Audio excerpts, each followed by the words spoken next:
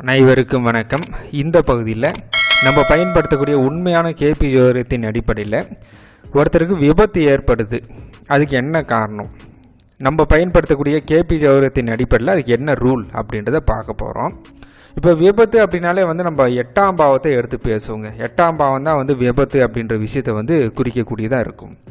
இப்போ ஜோதிடத்துடைய ரூல் என்ன, விதி என்ன அப்படின்னு பார்த்தோம்னா, 8ஆம் பாவ உபநட்சத்திரம் நின்ற நட்சத்திரம் 1, 8 இந்த வீடுகளை குறிக்காட்டுச்சுன்னா அந்த ஜாதகருக்கு விபத்து ஏற்படும்.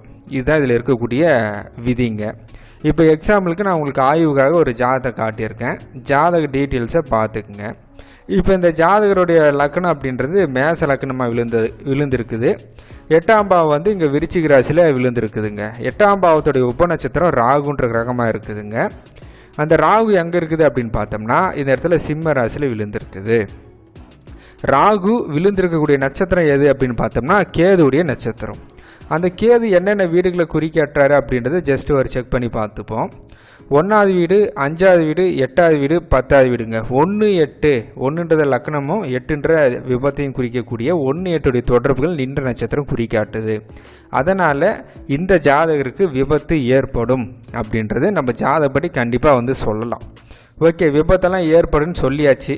எப்போ இந்த விபத்து நடக்கும், எப்போது அப்படின்ற விஷயத்துக்கு எப்போதுன்னு கண்டுபிடிக்கிறது அது ஒரு பெரிய கண்டென்ட்டு. நம்ம இன்னொரு வீடியோவை கூட போடலாம். பட் இருந்தாலும் லாஜிக்காக சில விஷயத்தை மட்டும் நம்ம சொல்லிடலாம். இந்த பாவ குறிகாட்டிகள் தான் அந்த செயல்பாடுகளை சொல்லும். 1ஆம் பாவத்தில் என்னென்ன கிரகங்கள் இருக்குது அப்படின்னா சூரியன், சுக்கிரன், கேது, செவ்வாய் இந்த கிரகமும். 8ஆம் பாவத்துக்கு நேராக பாவ குறிகாட்டில் என்னென்ன கிரகம் இருக்குன்னா சூரியன், சுக்கிரன், கேது, செவ்வாய் இந்த கிரகம் தான் திரும்ப திரும்ப ரிப்பீட் தான் ஆகுது.